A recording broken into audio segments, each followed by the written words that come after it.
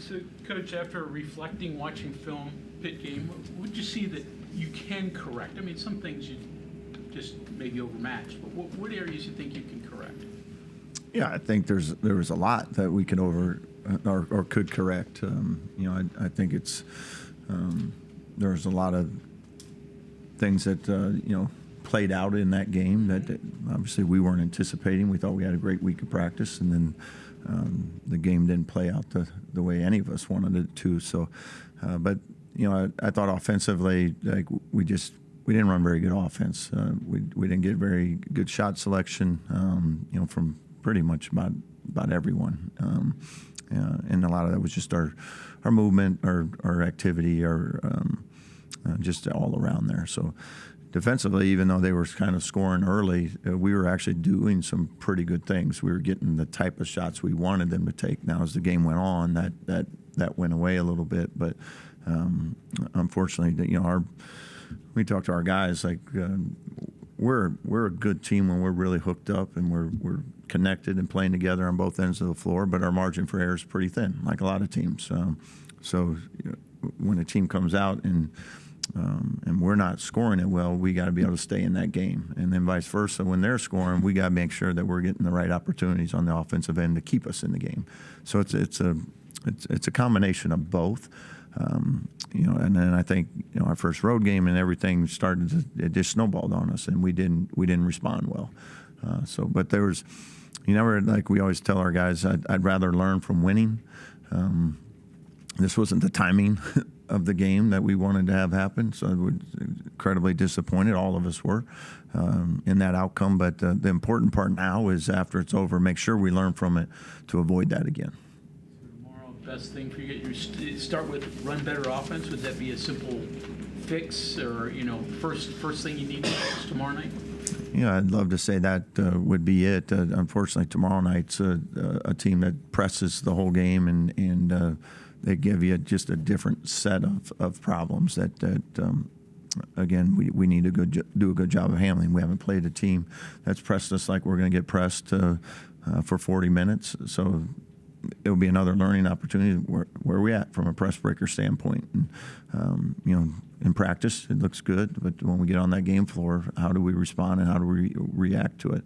But yes, offensively, we need to be better. We need to get more movement. We need to get better quality shots out of our offense, and then that's a good starting point. And then defensively, I think we've been really good at times this year when we've been engaged and really connected and tough and physical, and I thought we got a little passive as that game went on, and we were just reacting to everything instead of dictating as a defense what the offense was going to do.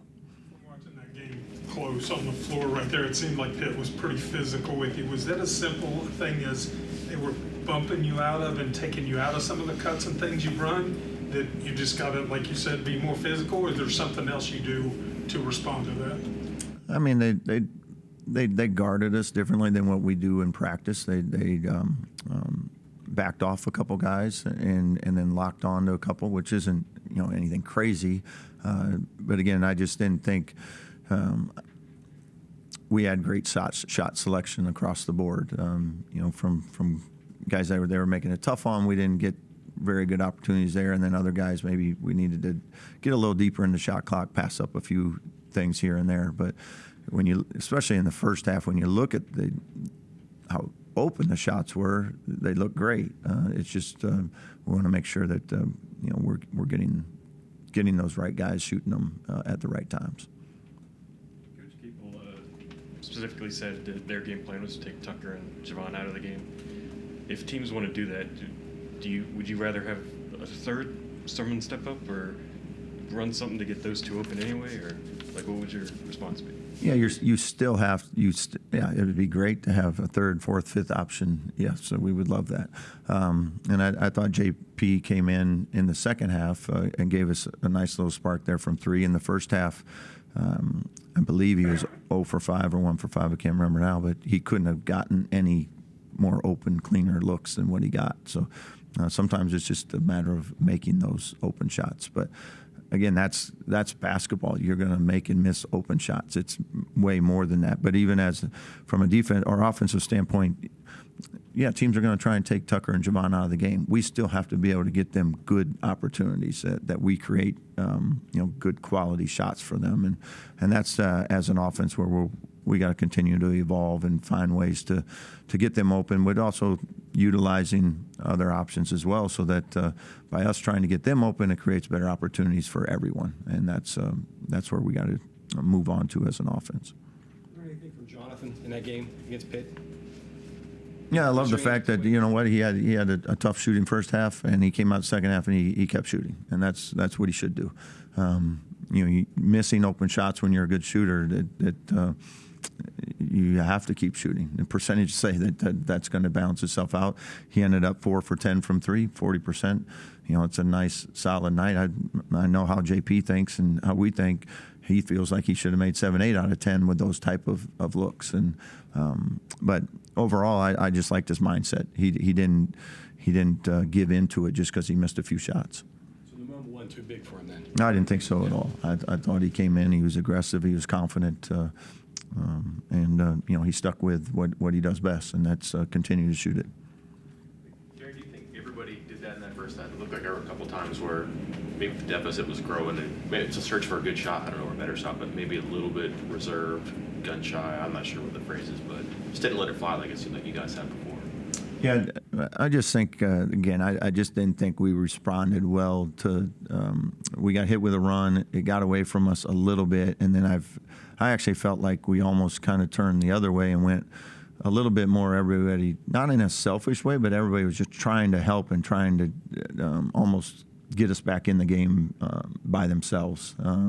And that's, our offense is at its best when the ball is moving. We get great player movement and ball movement, and that's when we're hard to guard, and that's when we get better opportunities for everyone.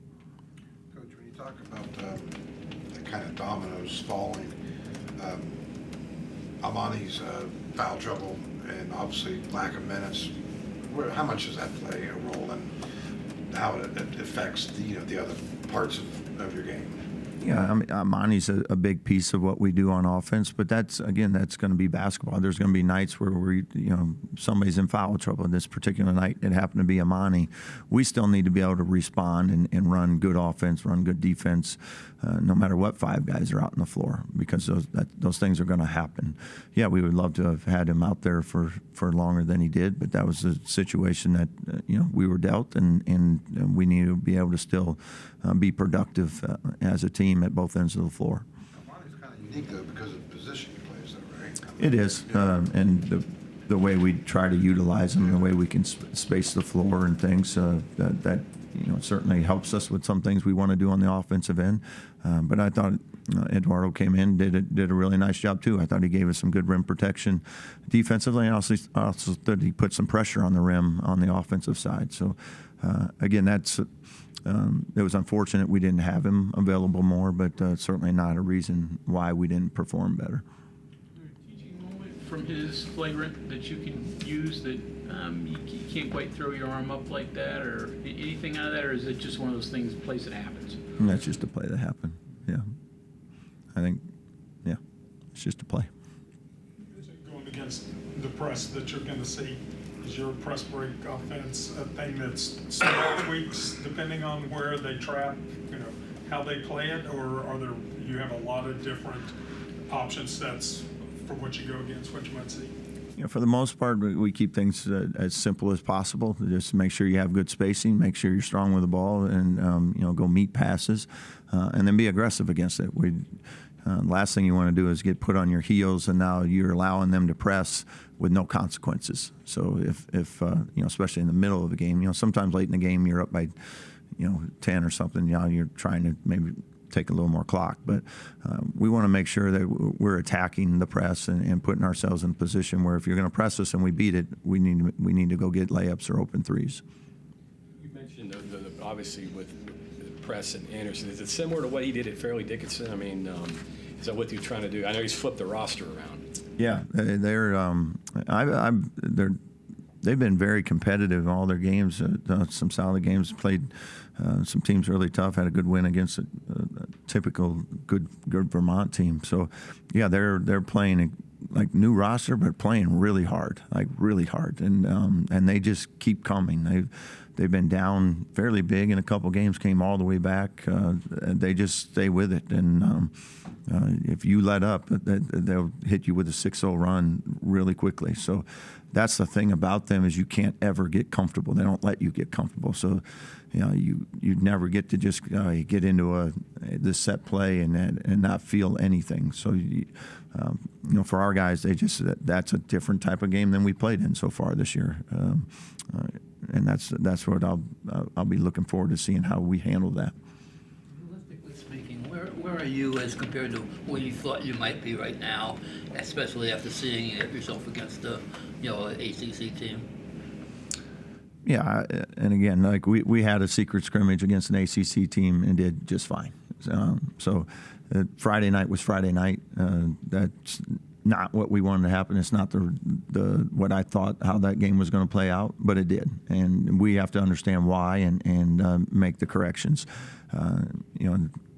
It's a young season right now. There's a lot of season to play out, and I've had teams when I was very good teams as an assistant coach at Creighton and also at Drake. Like, you have one or two of those nights a year. You need to make sure that those are just outliers. That's not who you are, and I don't believe that's who we are.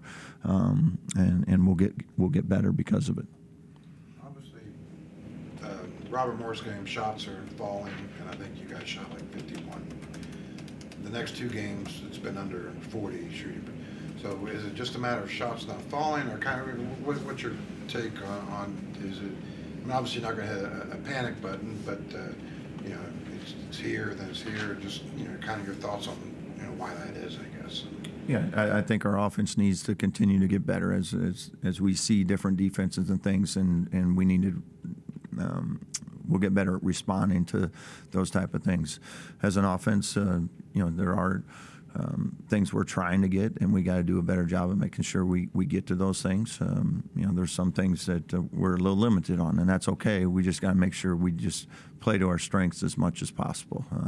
And part of that of having a good offense is being good on defense, because if we're good on defense and we're getting stops, we can get in transition. I think our team is pretty good when we get out and we can play with pace and play in a transition game. We didn't get enough stops the other night, so then we didn't get in transition as much as we would like. And they're all connected at the end of the day. So your offense is bad, it puts your defense in a bad spot. Your defense is bad, it puts your offense in a bad spot. So overall, we got some things to get better at, and we know that, and we're going to work hard at continuing to do that. Did you schedule this game? This is you, right? This is just it was. I think it's like started a 4-year deal maybe last year. I'm not. I think he's asking the Iona game. Oh, the Iona game. Yeah. No, sorry. We did schedule the Iona game. Yeah, it was one of our later ones that I think we put on. Style, some coaches might want to avoid it, like an option team in football. You'd rather not spend time doing that. But did you see this and say, all right, this could be beneficial for us, or was it the last one in the pile that just happened to say yes? It was late, and there was yeah. It was, yeah. Is there a benefit to seeing this? I think I know where you're going here. But like, this might be a style you'd otherwise want to avoid. But you just said transition. Maybe you guys were reluctant in transition the other night. You have no choice tomorrow. Like, do you find a way to kind of bake this into what you're trying to tell guys and how they take something good from it? I mean, this is a game we're playing, and we got to make sure that we're ready to try to win this game. Whether they're zone for 40 minutes, press for 40 minutes, whatever, team we're playing in this particular night, which happens to be Iona. We have to be prepared to try to beat them, and that means we're going to have to handle their press. In the long term, that's something that hopefully is a great thing for us, because now we've had to go against that, and when we see it down the road by somebody else, whether it be somebody that this is what they do every night, or it's a late game situation where you got to try to protect a lead or something like that, hopefully in the long term it's something that benefits us. Is this a team you can get it close and score? Get it. Throw it close to the basket, be able to score. Is a team you can do that with? At times, Yeah. At times, whether it be breaking their press or off a dribble penetration, but they do a good job. They're they scramble, they fly around, they just play with a lot of activity. So the biggest thing is just being strong with it and not giving them turnovers, especially live ball turnovers that lead to baskets that we can't defend. So we just have to make sure defensively we're always playing 5-on-5, which means we're not turning it over. And then on the offensive end, doing a good job of making sure we're getting the movement that we want and the type of looks that we want to get. Coach, there was a possession on Friday where KJ ended up on Diaz-Graham. If you're going to switch on defense, do you have to have like rules in place, like KJ don't switch onto a forward, or do you let that happen and then you just say if that does happen, well, somebody needs to go over and double team, or how, what's your approach to that? Yeah, there was a little bit of a miscommunication there. Again, that's something that we wouldn't like to have happen, but it did. There was two times in a row where we switched basically our KJ, our freshman point guard, onto their 5-men, which is not advantageous for us. But like we told the guys, okay, it wasn't supposed to happen in basketball. Like, stuff happens, right? So we get that opportunity. They get a switch. Sometimes you're going to have to switch. This wasn't one of them. But now how do we correct it? And there's opportunities there where okay, we got a mismatch inside, and we have to front back at KJ's fronting. Somebody's got to provide some help when they throw the ball over. And as I said, we just were not as connected defensively as we needed to be to compete in that game. And against a team like Pitt, who I think is really balanced and has just good versatility all the way across, you got to be really connected on that defensive end to keep them from exploiting you. Obviously, the score, the output from the other night's not what you wanted, but I mean, that's your first WVU Pitt game. What were your thoughts on it? I mean, did you anything that you'll, other than the final score, anything that you took from it that hey, this was kind of neat? I mean, losing is never any fun, so I'm not taking really a lot of positives from it. I think if you just want to look at it from just a game perspective of, what, our guys were in a great environment. They had, a really good home atmosphere, played a really quality opponent, and it was a great early non-conference test for us, and that the result that played out was not what we wanted. So we got to figure out what went wrong, and I think there are plenty of things that we can do a lot better. I think there's a lot of things we have been doing much better. We just that particular night we didn't bring it, and we from a learning opportunity, it's like that's what happens. Like, when we don't play a certain way, that's what you're setting yourself up for. And when we play the way that I feel like we're capable of on our top end, I think we're a good basketball team. Anything else?